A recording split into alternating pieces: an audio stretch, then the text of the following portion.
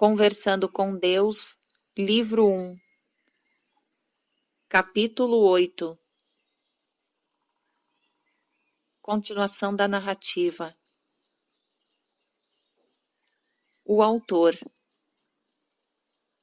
Quando eu aprenderei o suficiente sobre relacionamentos para conseguir que sejam bons? Há algum modo de ser feliz nos relacionamentos? Eles têm sempre de ser difíceis? Deus. Você não tem de aprender ensinamento algum sobre os relacionamentos. Só tem de demonstrar o que já sabe. Há um modo de ser feliz nos relacionamentos, e é usá-los para a finalidade que tem, não para a que você quer. Os relacionamentos são sempre um desafio, levando-o a criar, expressar e experimentar aspectos cada vez mais sublimes, visões cada vez mais amplas e versões cada vez mais maravilhosas de si mesmo. Em nenhuma outra situação você pode fazer isso com um maior impacto, mais imediata e perfeitamente do que nos relacionamentos. De fato, sem os relacionamentos é impossível fazer isso. É apenas através dos seus relacionamentos com outras pessoas, lugares e eventos que você pode existir como uma parte conhecível, algo identificável no universo.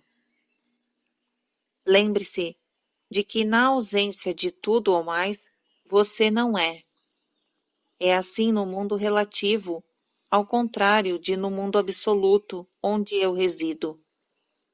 Quando você entender claramente isso, louvará intuitivamente todas as experiências, todos os encontros humanos, e especialmente todos os relacionamentos pessoais, porque os considerará construtivos no sentido mais elevado. Verá que podem, devem e estão sendo usados, queira ou não, para construir quem você é realmente. Essa construção pode ser uma criação grandiosa e consciente sua ou uma configuração estritamente fortuita. Você pode escolher ser uma pessoa que resultou apenas do que aconteceu ou do que escolheu ser e fazer em relação ao que aconteceu. É da última forma que a criação do eu se torna consciente. É na segunda experiência que o eu se torna realizado. E, portanto, bendiga todos os relacionamentos e considere-os especiais, porque determinam quem você é, e agora escolhe ser. A sua pergunta diz respeito aos relacionamentos humanos individuais do tipo romântico, e eu entendo isso. Então eu vou falar específica e detalhadamente sobre os relacionamentos amorosos humanos que continuam a dar-lhe tanto trabalho. Quando esses relacionamentos fracassam, na verdade nunca fracassam, exceto no sentido estritamente humano de não proporcionarem o que você deseja. Isso ocorre porque foram formados pelo motivo errado.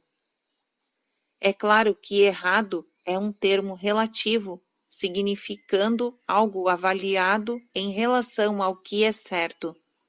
Seja o que for, seria mais correto em sua linguagem dizer que, com muita frequência, os relacionamentos fracassam, mudam, quando são formados por motivos que não favorecem a sua sobrevivência.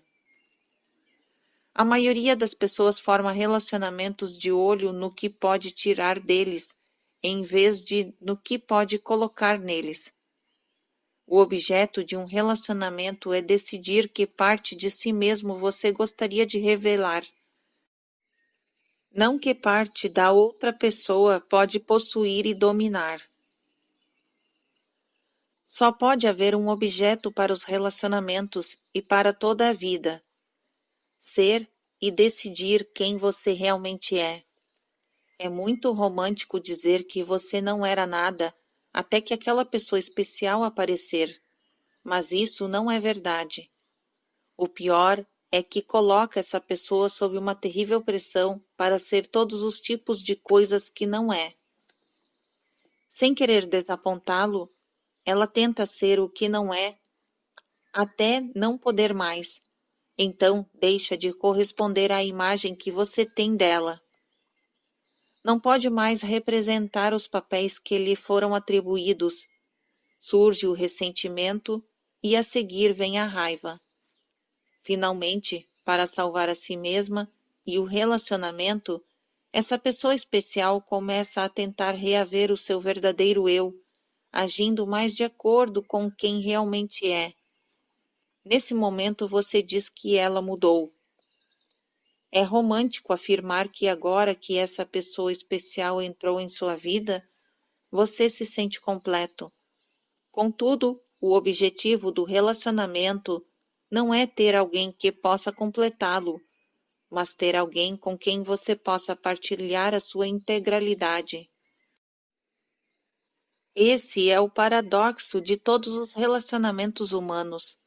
Você não precisa de alguém em particular para experimentar plenamente quem você é, e sem a outra pessoa não é nada. Isso é o mistério, a maravilha, a frustração e a alegria da experiência humana. Exige uma compreensão profunda da disposição total de viver dentro desse paradoxo de um modo que faz sentido.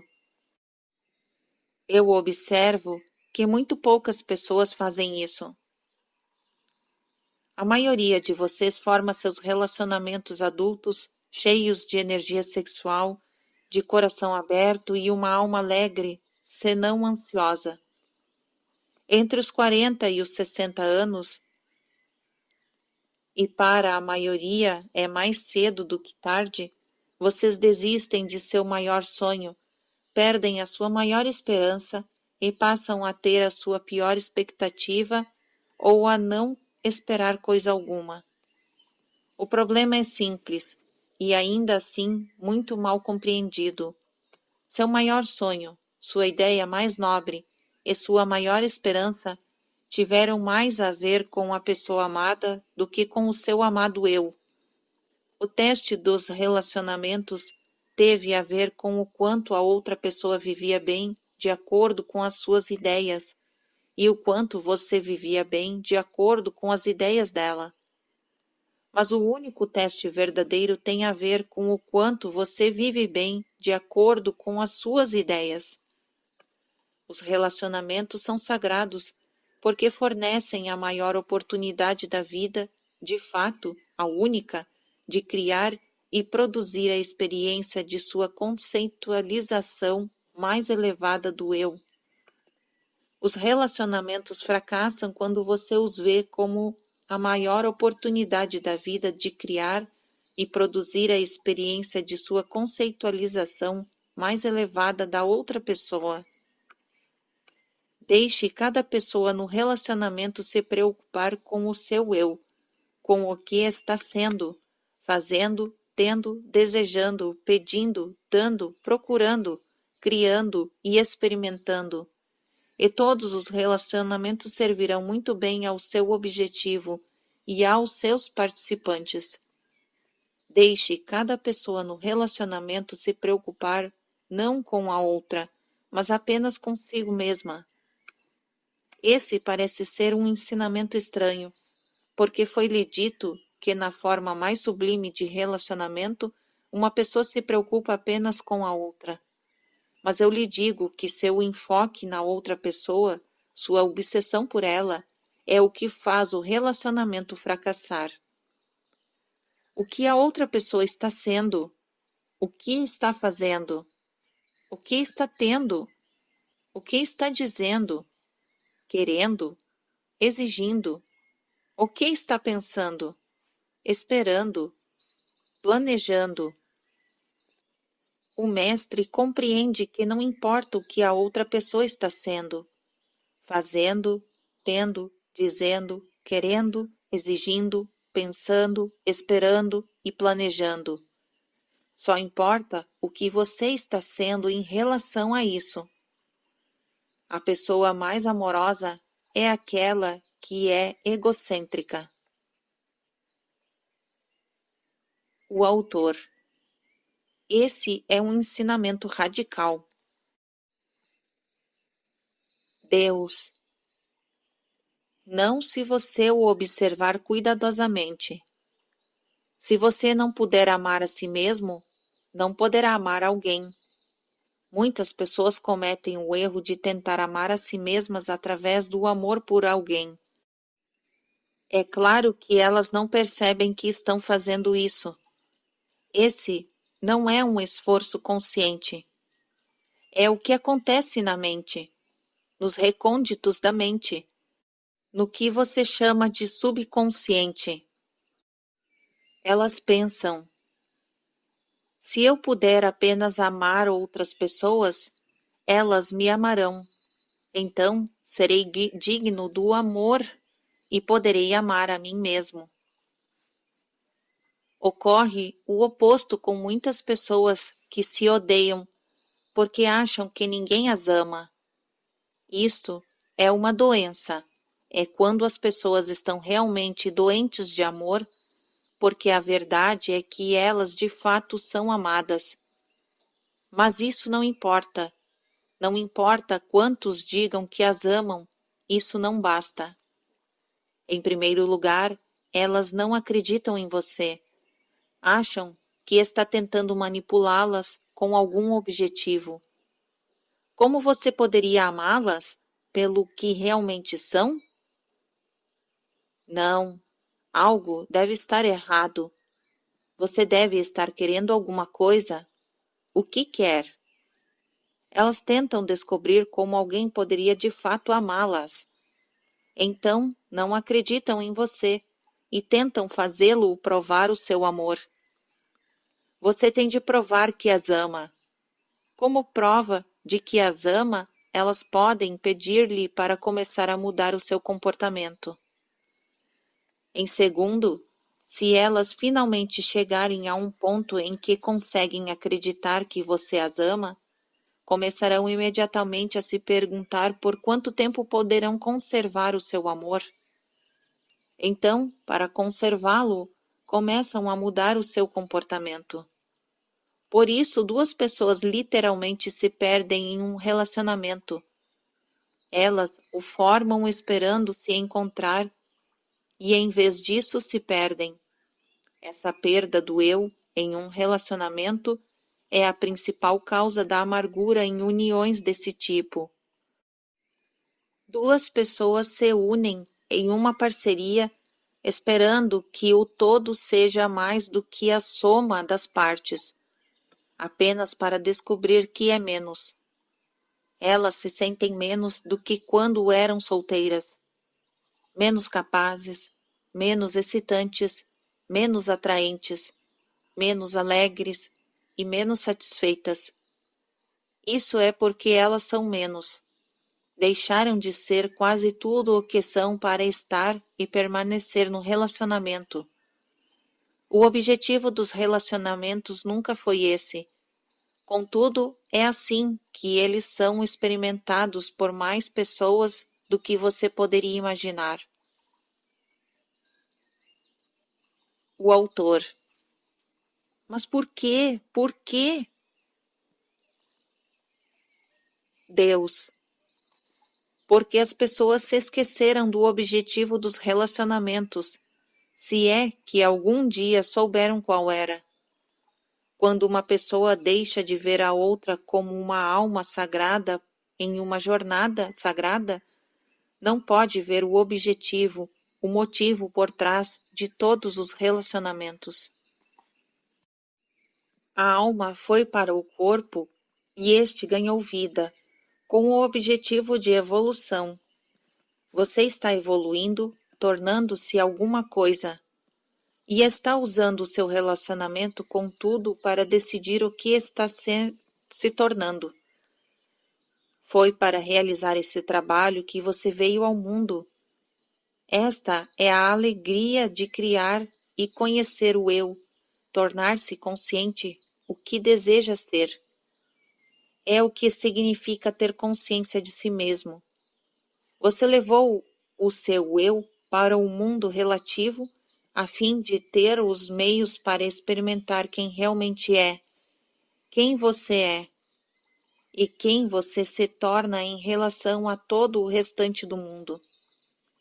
Seus relacionamentos pessoais são os elementos mais importantes nesse processo, portanto, são sagrados.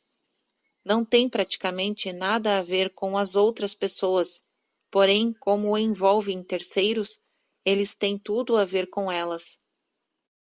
Essa é a dicotomia divina. Esse é o círculo fechado.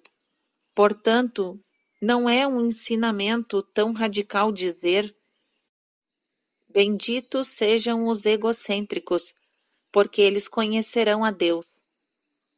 Poderia não ser um objetivo tão ruim em sua vida conhecer a parte mais elevada do seu eu e permanecer concentrado nela. Por isso, o seu primeiro relacionamento deve ser com o seu eu. Antes de tudo, deve aprender a honrar e amar a si mesmo. Você deve reconhecer a sua dignidade e santidade antes de reconhecer a dignidade e santidade das outras pessoas. Se colocar o carro diante dos bois, como a maioria das religiões lhe pede para que faça, e reconhecer a santidade de outra pessoa antes da sua, um dia se ressentirá disso. Se há uma coisa que nenhum de vocês pode tolerar, é ser superado em santidade. Contudo, suas religiões os forçam a considerar outras pessoas mais santas do que vocês. E então fazem isso durante algum tempo, depois as crucificam. Vocês crucificaram, de um modo ou de outro, todos os meus mestres, não apenas um, e o fizeram não porque eles eram mais santos do que vocês, mas porque imaginaram que eram. Todos os meus mestres transmitiram a mesma mensagem.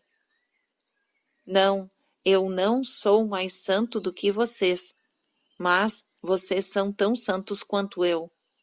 Essa foi a mensagem que vocês não conseguiram ouvir e a verdade que não conseguiram aceitar.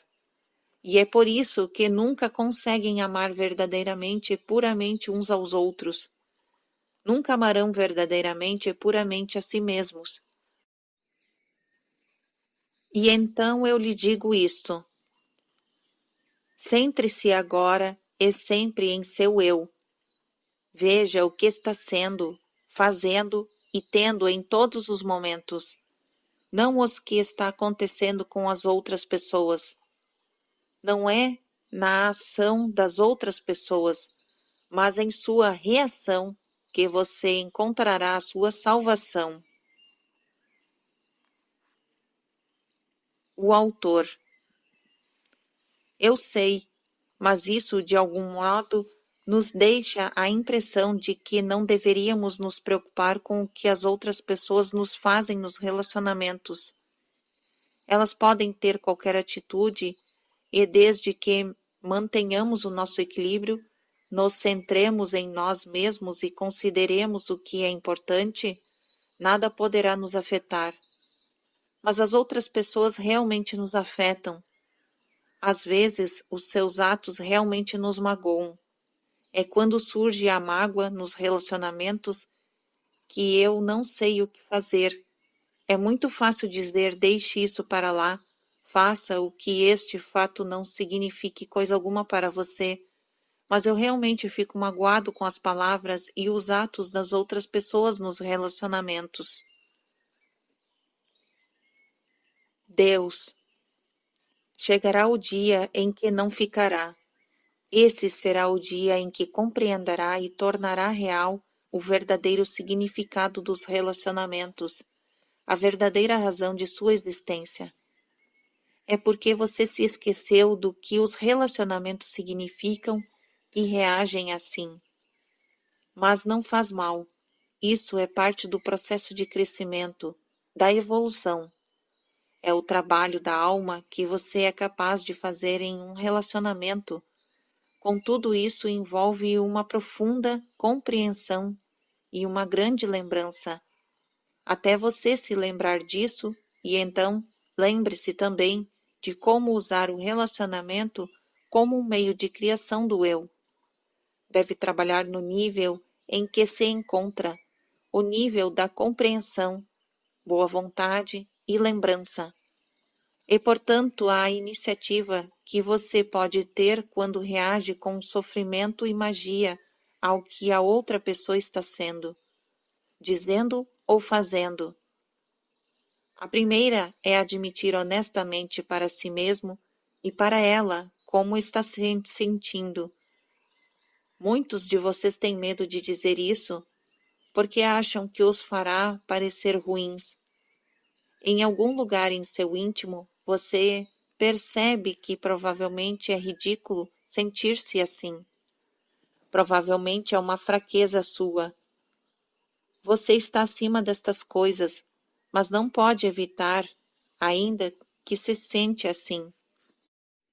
Há apenas uma coisa que você pode fazer: respeitar os sentimentos, porque respeitá-los significa respeitar o seu eu. E você deve amar ao próximo como ama a si mesmo. Como pode esperar compreender e respeitar os sentimentos do próximo se não respeita os seus? A primeira pergunta em qualquer processo interativo com outra pessoa é: quem eu sou agora e quem eu desejo ser em relação a isso? Frequentemente, você só se lembra de quem é e de quem deseja ser quando experimenta alguns modos de ser. É por esse motivo que é tão importante respeitar os sentimentos mais verdadeiros. Se o seu primeiro sentimento é negativo, simplesmente tê-lo é com frequência tudo o que é preciso para evitá-lo. É quando você tem aversão, raiva, revolta e vontade de querer dar o troco, que pode repudiar esses sentimentos por não corresponderem a quem deseja ser. O mestre é aquele que já passou por tantas experiências desse tipo que sabe antecipadamente quais serão as suas escolhas finais. Não precisa experimentar coisa alguma, já viu esse filme e não gostou. E como a vida de um mestre é dedicada à constante realização do eu, como o conhece, nunca teria esses sentimentos. É por esse motivo que os mestres mantêm a calma diante do que os outros poderiam chamar de calamidade. Os mestres bendizem a calamidade porque sabe que das sementes do desastre e de todas as experiências vem o crescimento do eu. E o segundo objetivo da vida do mestre é sempre o crescimento, porque quando uma pessoa se realiza plenamente, não lhe resta outra alternativa além de ser mais além dela mesma. É nesse estágio que a pessoa passa do trabalho da alma para o trabalho de Deus, porque é isso que eu sou capaz de fazer. Eu presumirei pelos objetivos desta discussão que você ainda está realizando o trabalho da alma, tentando tornar real quem realmente é. A vida lhe dará, eu lhe darei, muitas oportunidades de criar-se. Lembre-se de que a vida não é um processo de descoberta, mas uma criação. Você pode criar repetidamente quem é, de fato, o que faz todos os dias. Contudo, do modo como a situação está agora, nem sempre tem a mesma reação. Se passar pela mesma experiência externa, um dia você pode escolher ser paciente, amoroso e gentil, e no outro ficar mal-humorado e triste. O mestre é aquele que sempre tem a mesma reação. E essa reação é sempre a melhor escolha. Nisso, o mestre é totalmente previsível. O discípulo, ao contrário, é totalmente imprevisível. Pode-se dizer como alguém está se saindo no caminho para a maestria, observando o quão previsivelmente faz a melhor escolha, reagindo a qualquer situação. É claro que isso leva à pergunta: qual é a melhor escolha? Eis uma pergunta que foi feita por filósofos e teólogos desde o início dos tempos. Se você deseja saber a resposta, está a caminho da maestria. Porque ainda é verdade que a maioria das pessoas continua a se fazer a outra pergunta. Não qual é a melhor escolha, mas qual é a mais vantajosa? Ou como posso perder menos? Quando se vive tendo um ponto de vista de controle de dano ou vantagem máxima, o verdadeiro benefício da vida é perdido. A oportunidade e a chance são perdidas, porque uma vida assim é uma vida com medo, e essa vida conta uma mentira a respeito. Porque você não é medo, é amor. Amor que não precisa de proteção, que não pode ser perdido. Contudo, nunca saberá disso experimentalmente se responder sempre à segunda pergunta, e não à primeira. Porque somente uma pessoa que pensa que há algo a ganhar ou perder faz a segunda pergunta. E somente uma pessoa que vê a vida de um modo diferente, o eu, como um ser mais elevado que entende que o teste não é ganhar ou perder, mas apenas amar ou apaixonar-se, faz a primeira. Quem faz a segunda pergunta diz: eu sou o meu corpo. Quem faz a primeira diz: eu sou minha alma. Sim, deixe que todos que têm ouvidos que ouçam. Porque eu lhe digo que em todos os relacionamentos humanos, no momento crítico, há apenas uma pergunta: o que o amor faria agora? Nenhuma outra pergunta é significativa ou tem importância para sua alma. Agora chegamos a um ponto bastante delicado de interpretação, porque este princípio de ação patrocinada pelo amor tem sido muito mal compreendido, e é isso que tem levado aos ressentimentos e rancores da vida, que por sua vez fizeram tantos se desviarem do caminho. Durante séculos, vocês aprenderam que a ação patrocinada pelo amor surge da escolha de ser, fazer e ter o que é melhor para a outra pessoa. Contudo, eu lhe digo que a melhor escolha é aquela que é melhor para você. Como ocorre com todas as verdades espirituais profundas, essa afirmação está sujeita a ser mal interpretada. O mistério é em partes esclarecido no momento em que você decide qual é o maior bem que pode fazer a si mesmo. E quando a melhor escolha é feita, o mistério desaparece, o círculo se completa e o maior bem para si mesmo torna-se o maior bem para outra pessoa. Pode ser preciso muito tempo para entender essa verdade, e ainda mais para colocá-la em prática, porque ela está ligada a outra ainda maior. O que você faz por si mesmo, faz pela outra pessoa. O que faz por ela, faz por si mesmo. Isso ocorre porque vocês são um só. E por quê? Não há nada além de você. Todos os seus mestres que pisaram em seu planeta ensinaram isso. Em verdade, eu vos declaro, todas as vezes que fiz isto a um destes meus irmãos mais pequeninos, foi a mim mesmo que o fizestes. Contudo, para a maioria das pessoas, isso continuou a ser apenas uma grande verdade esotérica, com pouca aplicação na prática. De fato, é a verdade esotérica mais aplicável na prática de todos os tempos. Nos relacionamentos é importante lembrar dessa verdade, porque sem ela os relacionamentos serão muito difíceis. Vamos voltar à aplicação prática desse conhecimento e nos afastar por enquanto de seu aspecto puramente espiritual e esotérico.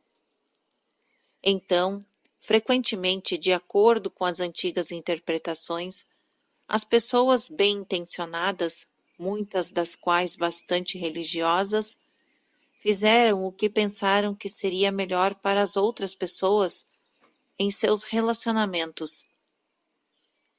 Infelizmente, tudo isso produziu, em muitos casos, na maioria deles, foram abusos e problemas constantes no relacionamento.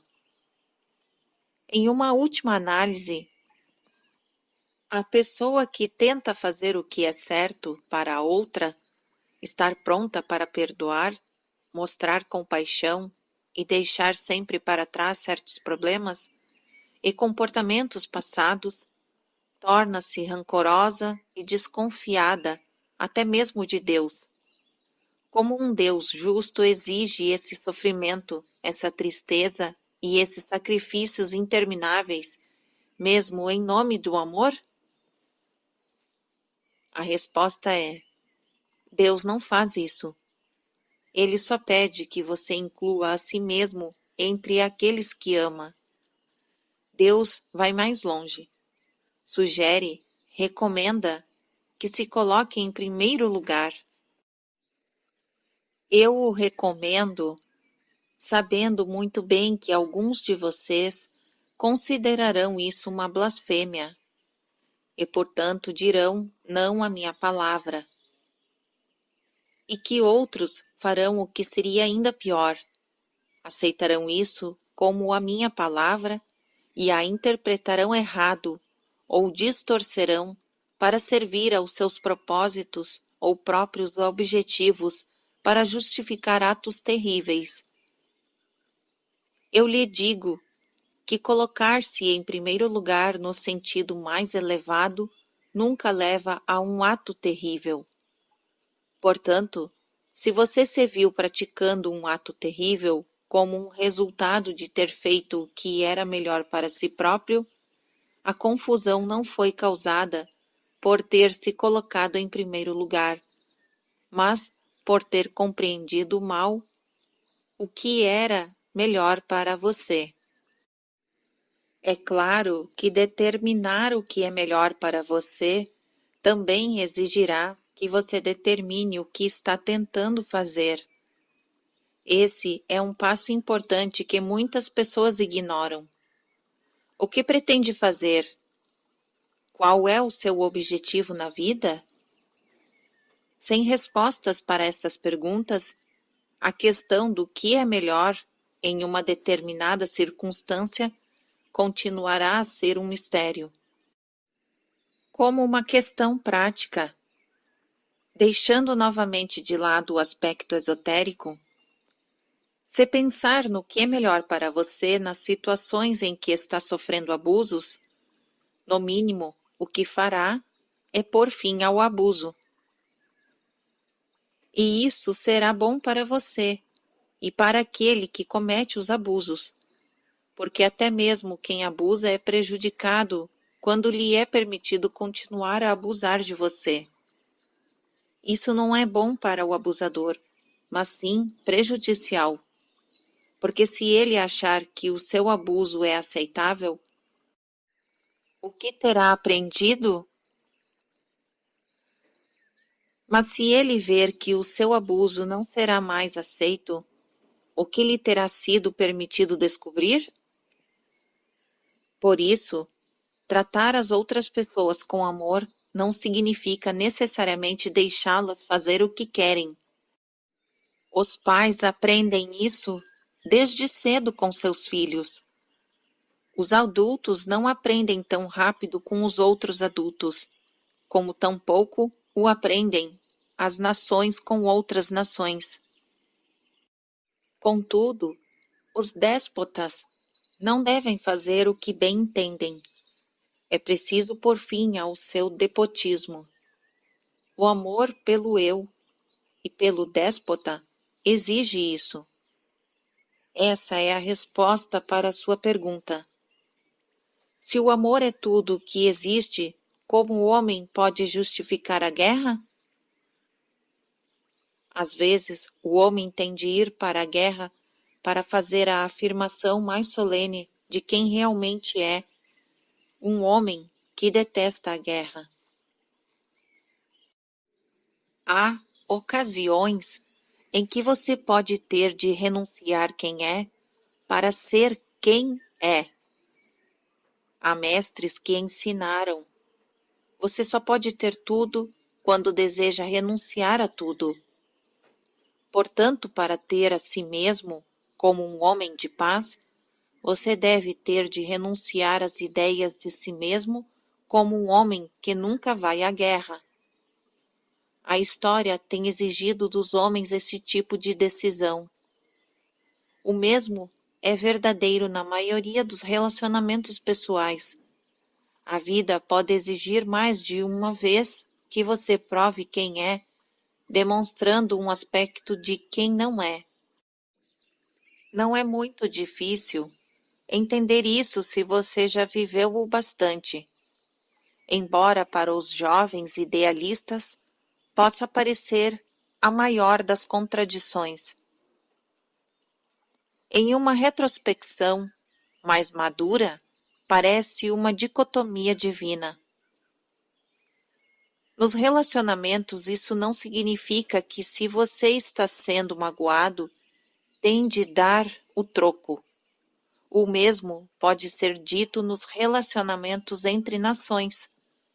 Simplesmente significa que permitir que a outra pessoa esteja sempre maltratando-o pode não ser a melhor opção a fazer, por si mesmo ou por ela. Isso deveria desmentir algumas teorias pacíficas que afirmam que o amor mais sublime não requer uma reação enérgica ao mal. A discussão aqui torna-se novamente esotérica, porque nenhum estudo sério dessa afirmação pode ignorar a palavra mal e os julgamentos de valor que implica. Na verdade, o mal não existe. O que existe são apenas fenômenos objetivos e experiências. Contudo, o seu próprio objetivo na vida exige que você escolha de um conjunto infinito de fenômenos, alguns que considera maus. Porque se não o fizer, não poderá considerar a si mesmo ou a nada bom, e, portanto, não poderá conhecer ou criar o seu eu. Você se define através do que considera mal e bom. Portanto, o maior mal seria não considerar nada mal. Nessa vida, você existe no mundo relativo, onde uma coisa só pode existir na medida em que se relaciona com outra. É, ao mesmo tempo, a função e o objetivo do relacionamento fornecer um campo de experiência dentro do qual você se encontra, se define e se escolhe, constantemente recria quem é. Escolher ser como Deus não significa escolher ser um mártir. E certamente não significa escolher ser uma vítima.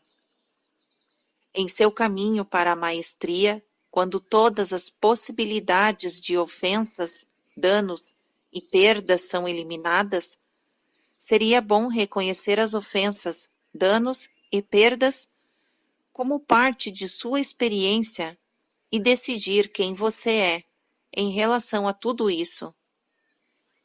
Contudo, em algumas ocasiões, as coisas que as pessoas pensam, dizem ou fazem irão magoá-lo, até não o magoarem mais.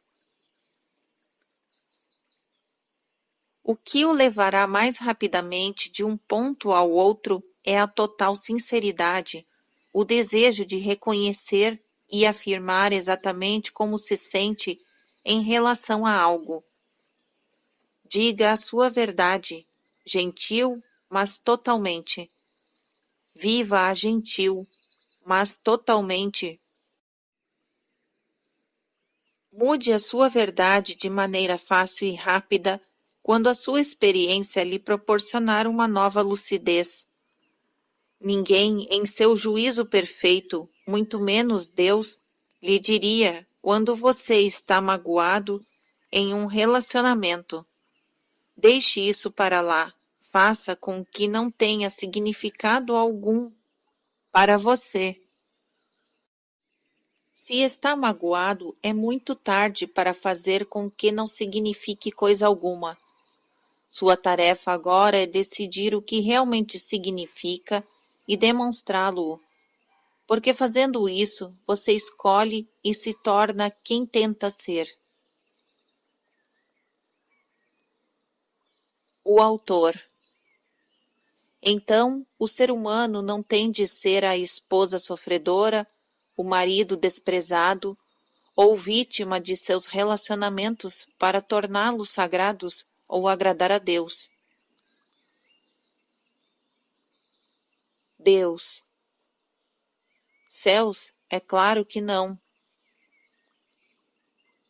O autor. E não tem de suportar ataques à sua dignidade e ao seu orgulho, danos à sua psique e mágoas em seu coração para dizer que deu o melhor de si nos relacionamentos, fez o seu dever ou cumpriu as suas obrigações aos olhos de Deus e do mundo. Deus. Nem por um minuto. O autor. Então eu imploro ao Senhor que me diga que promessas e pactos eu deveria fazer em um relacionamento. Quais as obrigações em que os relacionamentos implicam? Que diretrizes eu deveria seguir? Deus. A resposta é a que você não pode ouvir, porque o deixa sem diretrizes e torna nulos todos os pactos no momento em que os faz. A resposta é: você não tem qualquer obrigação nos relacionamentos e na vida. O autor. Não? Deus. Não. Não tem restrições, limites, diretrizes ou regras. Tampouco está preso a circunstâncias ou situações, ou tem de seguir qualquer lei. Não pode ser punido por ofensas, como também não pode cometê-las, porque nada é ofensivo aos olhos de Deus. O autor. Eu já ouvi isso antes, esse tipo de religião que afirma que não existem regras. Trata-se de uma anarquia espiritual. Não vejo como pode dar certo. Deus. Não há como não dar certo se você se entregar à tarefa de criar o seu eu. Se, por outro lado, realizar a tarefa de tentar ser o que a outra pessoa quer que seja, a ausência de regras ou diretrizes poderia de fato tornar a situação difícil. Contudo, a mente pensante deseja desesperadamente perguntar: se Deus deseja que eu seja de um determinado modo, Por que simplesmente não me criou como queria que eu fosse? Por que toda essa luta para deixar de ser quem eu sou para ser como Deus quer que eu seja? É o que a mente deseja saber, e com razão, porque há uma boa pergunta. Os fanáticos religiosos gostariam que você acreditasse que eu o criei inferior a quem sou, para ter a chance de tornar-se como eu sou, contra todas as probabilidades. E eu poderia acrescentar contra todas as tendências naturais com as quais julga-se que eu o criei. Entre estas chamadas tendências naturais está a tendência de pecar.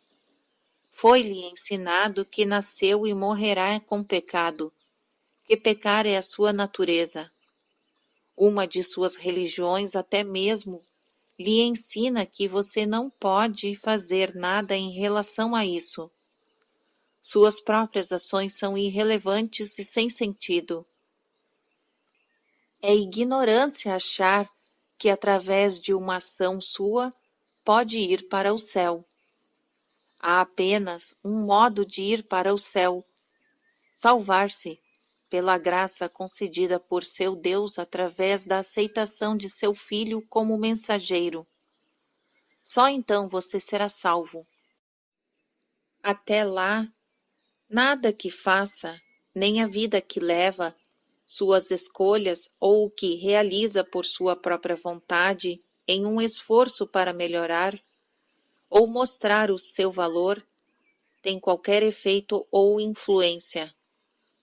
Você é incapaz de mostrar o seu valor porque é inerentemente sem valor. Foi criado assim. Por quê? Só Deus sabe. Talvez ele tenha cometido um erro. Talvez tenha vontade de voltar atrás, mas é assim o que é. E o que fazer? O autor. O senhor está zombando de mim? Deus. Não, vocês é que estão zombando de mim. Dizem que eu, Deus, fiz seres inerentemente imperfeitos, depois exigi que fossem perfeitos para não serem condenados. Estão dizendo que milhares de anos depois da criação do mundo, eu me tornei menos severo e disse que dali em diante vocês não teriam necessariamente de ser bons, teriam de apenas de se sentir mal quando não os tivessem sendo, e aceitar como seu Salvador o único ser que podia ser sempre perfeito, satisfazendo assim a minha ânsia por perfeição. Vocês dizem que meu filho, o único perfeito, o salvou de sua própria imperfeição com que eu os criei. Em outras palavras, o Filho de Deus o salvou do que o seu Pai te fez. É isso que muitos de vocês, dizem que eu fiz. E agora, quem está zombando de quem? O autor. Essa é a segunda vez neste livro que o senhor parece ter se lançado a um ataque direto ao cristianismo fundamentalista. Eu estou surpreso. Deus. Você escolheu a palavra ataque. Estou apenas me referindo a este tema. E a propósito, o tema não é o cristianismo fundamentalista como você o chama. É toda a natureza divina e o relacionamento de Deus com o homem. A dúvida surge aqui porque estávamos discutindo a questão das obrigações nos relacionamentos e na vida em si. Você não consegue acreditar em um relacionamento sem obrigações porque não consegue aceitar quem e o que realmente é. Chama uma vida de completa liberdade de anarquia espiritual. Eu a chamo de uma bela promessa divina. É apenas dentro do contexto desta promessa que o grande plano de Deus pode ser concluído. Você não tem obrigações no relacionamento, tem apenas oportunidades. As oportunidades, não as obrigações, são a base da religião de toda a espiritualidade. Enquanto você pensar o contrário, não entenderá isso. O relacionamento, o seu relacionamento com todas as coisas, foi criado como seu instrumento perfeito no trabalho da alma. É por esse motivo que todos os relacionamentos humanos e pessoais são sagrados. Nesse ponto, muitas igrejas têm razão. O casamento é um sacramento, mas não devido às suas obrigações sagradas, mas às oportunidades sem igual que proporciona.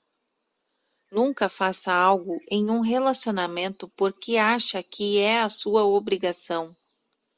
Faça-o compreender que é uma ótima oportunidade que está tendo de decidir e ser quem você realmente é. O autor. Eu entendo isso. Contudo, em meus relacionamentos, tenho sempre desistido quando a situação se torna difícil.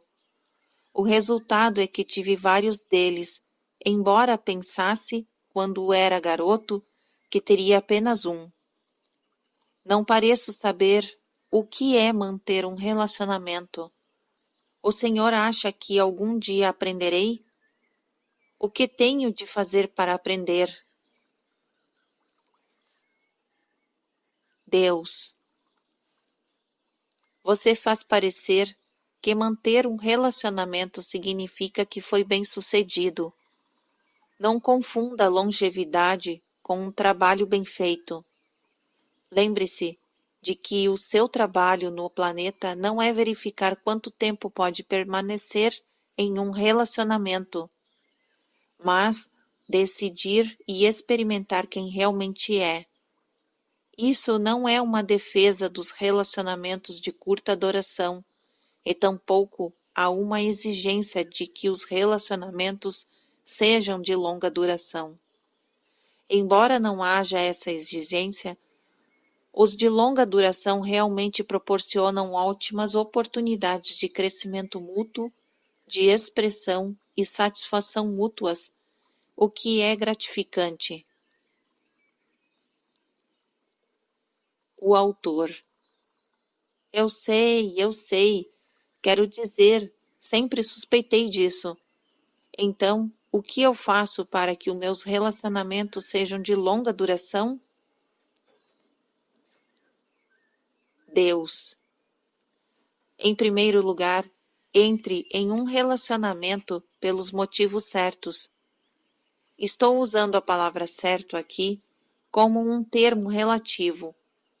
Quero dizer certo em relação ao seu objetivo maior na vida.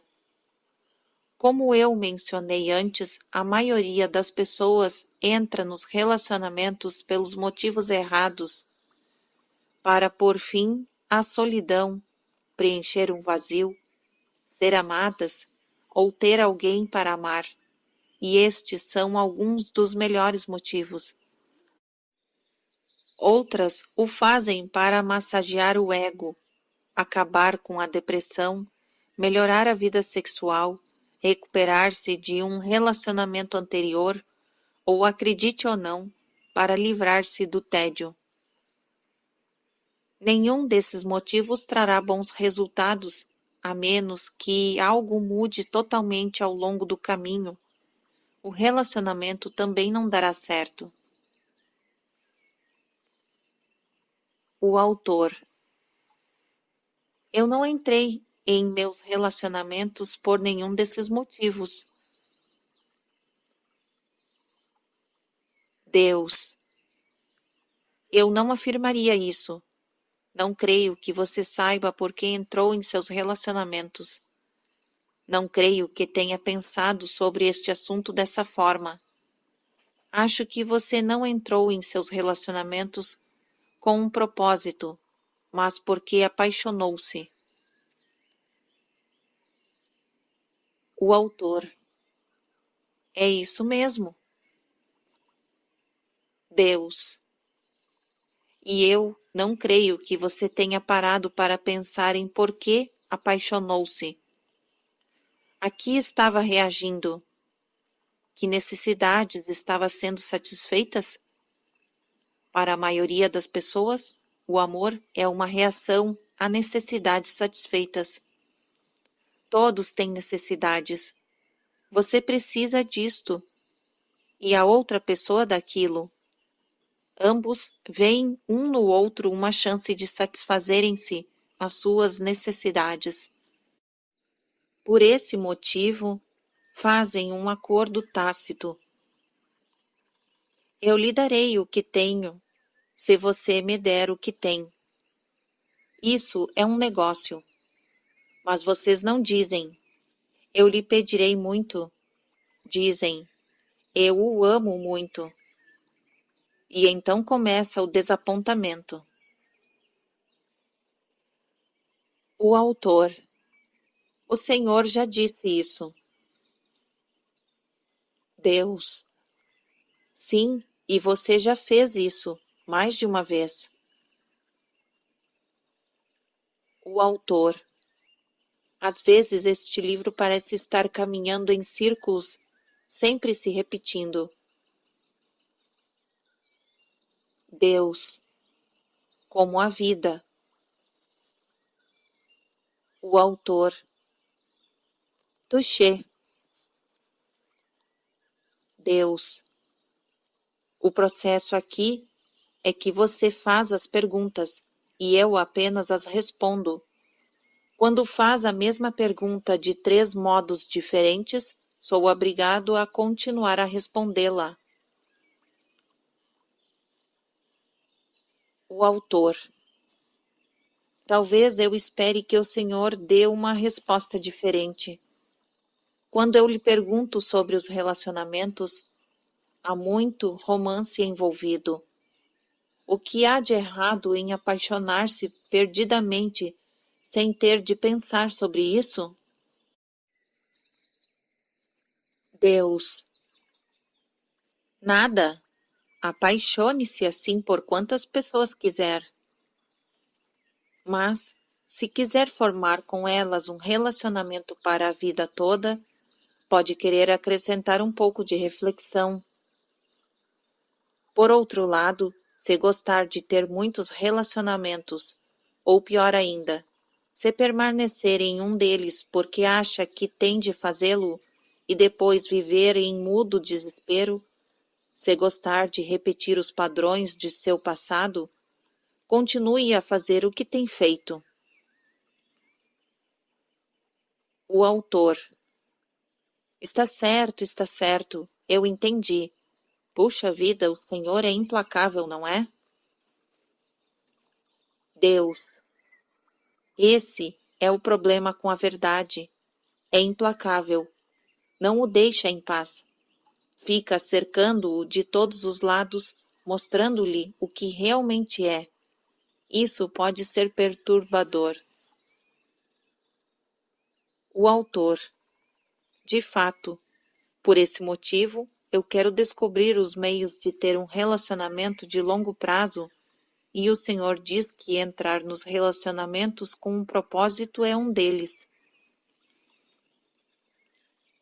Deus: sim, certifique-se de que você e sua companheira concordam a respeito do propósito. Se ambos concordarem em um nível consciente em que o propósito de seu relacionamento é criar uma oportunidade, não uma obrigação, uma oportunidade de crescimento, de expressão plena de suas personalidades, de realizar todo o potencial de suas vidas, de deixar de lado todos os pensamentos falsos ou todas as ideias pequenas que já tiveram sobre si mesmo e de reconciliação definitiva com Deus através da comunhão de suas almas, se fizerem este voto em vez de votos que tem feito até agora, o relacionamento começará muito bem, com o pé direito, e é um ótimo começo. O autor. Ainda assim, não é uma garantia de sucesso. Deus. Se você deseja garantias na vida, então não deseja a vida. Deseja repetir um roteiro que já foi escrito. Por natureza, a vida não pode ter garantias, porque isso iria contra todo o seu objetivo.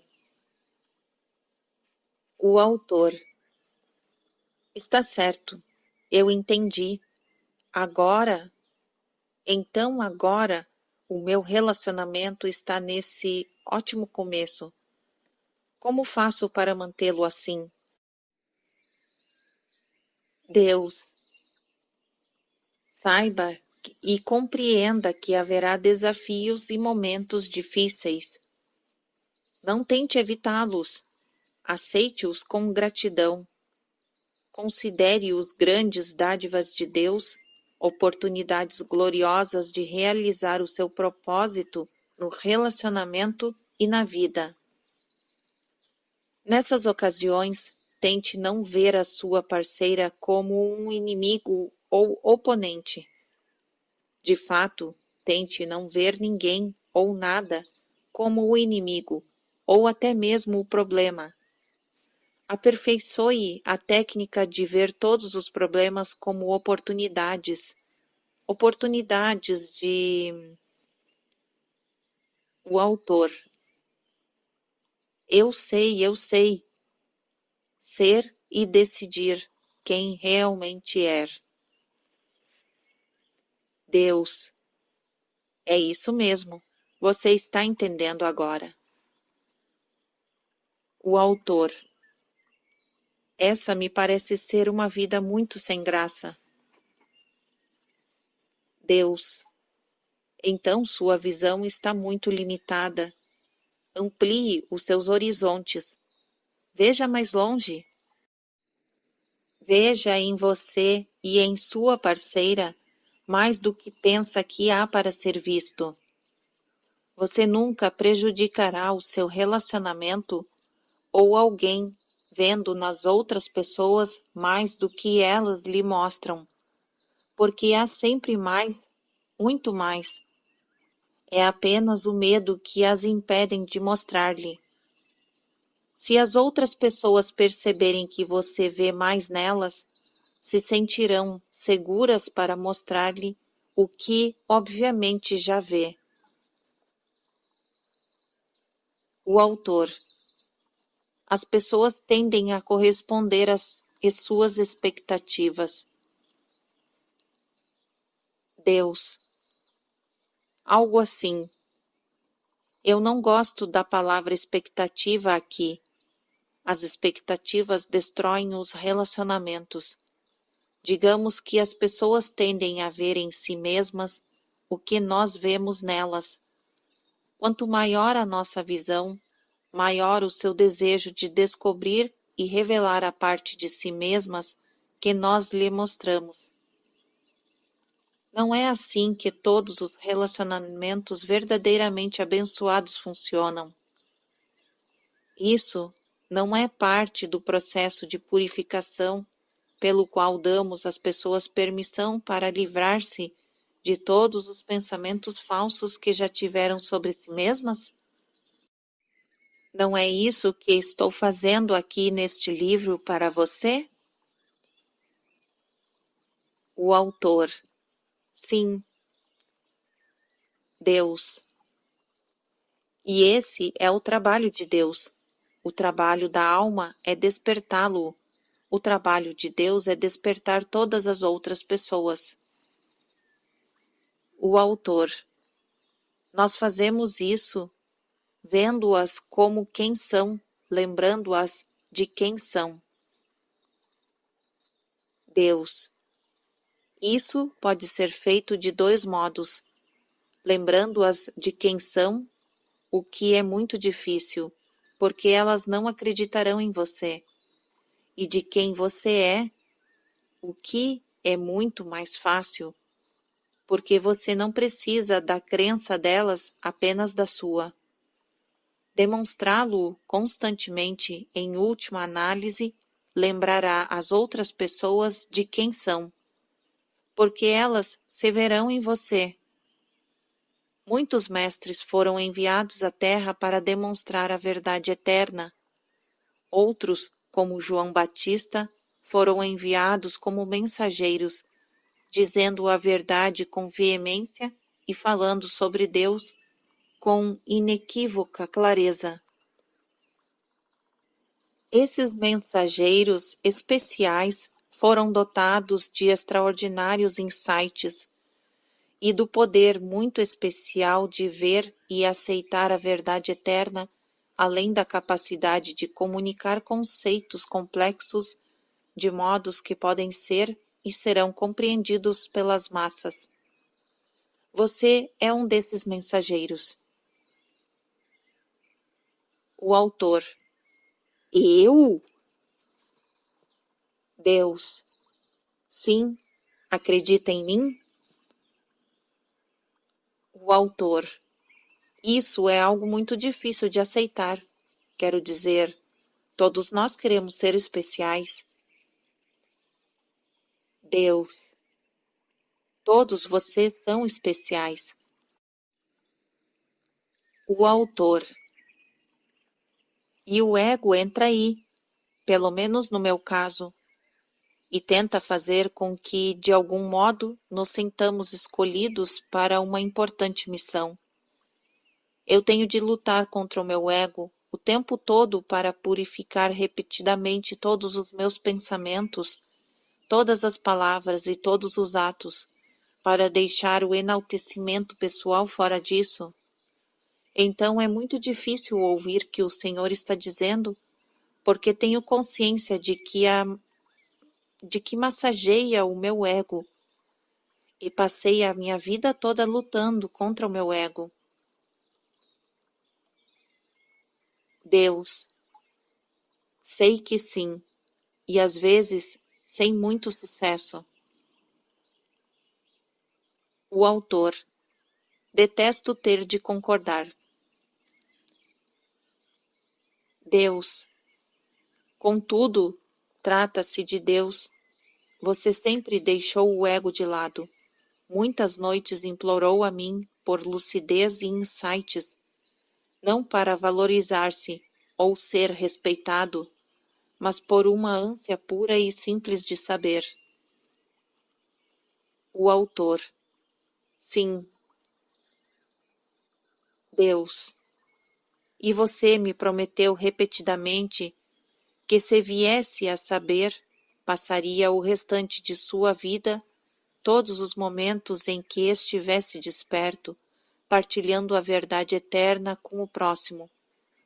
Não por uma necessidade de ser glorificado, mas por um desejo profundo de pôr fim ao sofrimento alheio, de alegrar, ajudar e purificar, de proporcionar novamente ao próximo o sentimento de união com Deus que você sempre teve. O autor. Sim, sim. Deus. E por isso eu escolhi, para ser meu mensageiro. Fiz o mesmo com muitos outros. Por enquanto, e em um futuro próximo, o mundo precisará que soem muitas trombetas. Precisará de muitas vozes pronunciando as palavras de verdade e purificação que milhões de pessoas desejam ouvir, de muitos corações realizando juntos o trabalho da alma e preparando para realizar o trabalho de Deus. Você pode afirmar sinceramente que não tem consciência disso? O autor. Não. Deus. Pode negar sinceramente que foi para isso que veio? O autor. Não. Deus. Então está pronto com este livro para chegar a uma conclusão sobre a sua verdade eterna, anunciá-la e proclamar a minha glória? O autor: tenho de colocar tudo isso no livro? Deus: você não tem de fazer coisa alguma. Lembre-se de que em nosso relacionamento não há obrigações. Há apenas oportunidades. Essa não é a oportunidade pela qual esperou a vida inteira? Não se dedicou e se preparou para essa missão desde os primeiros momentos da juventude? O autor: sim. Deus: então não faça o que é obrigado a fazer, mas o que tem uma oportunidade de fazer. Quanto a colocar tudo isso em seu livro, por que não o colocaria? Acha que eu desejo que você seja um mensageiro secreto? O autor: acho que não. Deus: é preciso muita coragem para declarar-se um homem de Deus. Você sabe que o mundo o aceitará muito mais rapidamente como tudo, menos um homem de Deus? Um autêntico mensageiro? Todos os meus mensageiros foram desonrados. Em vez de terem glória, tudo o que conseguiram ter foi uma tristeza profunda. Você concorda com isso? Seu coração anseia por dizer a verdade em relação a mim? Aceitar ser ridicularizado? Está preparado para renunciar à glória na terra a favor da glória maior da alma plenamente realizada? O autor: o Senhor está me fazendo tudo parecer subitamente muito difícil. Deus: acha que eu deveria enganá-lo? O autor: bem, poderíamos apenas tornar a situação um pouco mais alegre aqui. Deus: ei, eu sou totalmente a favor da alegria. Por que não terminamos este capítulo com uma anedota? O autor: boa ideia. O senhor tem alguma para contar? Deus: não, mas você sim. Conte-me aquela sobre a garotinha que estava fazendo um desenho. O autor: ah, sim. Bem, um dia a mãe entrou na cozinha e encontrou a garotinha sentada à mesa, sobre a qual havia um lápis de cor por todos os lados, muito concentrada em um desenho à mão livre que estava fazendo. Então a mãe pergunta: o que está desenhando? A garotinha responde: Deus, com os olhos brilhando. Ah, está tão lindo, disse a mãe, tentando ser útil. Mas ninguém sabe realmente como Deus é. Bem, disse entusiasmadamente a garotinha, se você ao menos me deixar terminar.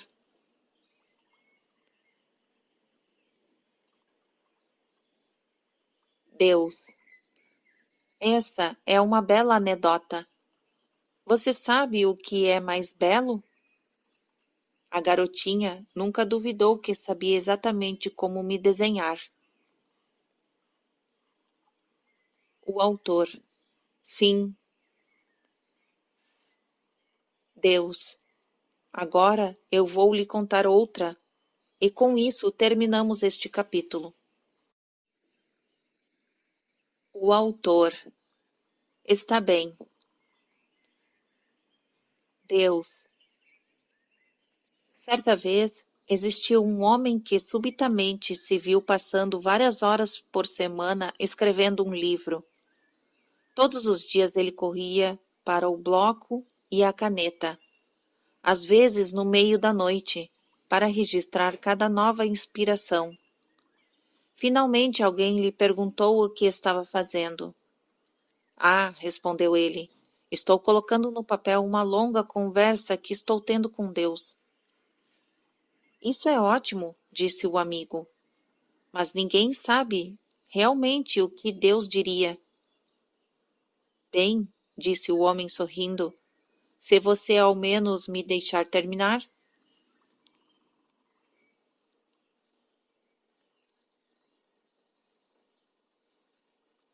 Fim do capítulo 8.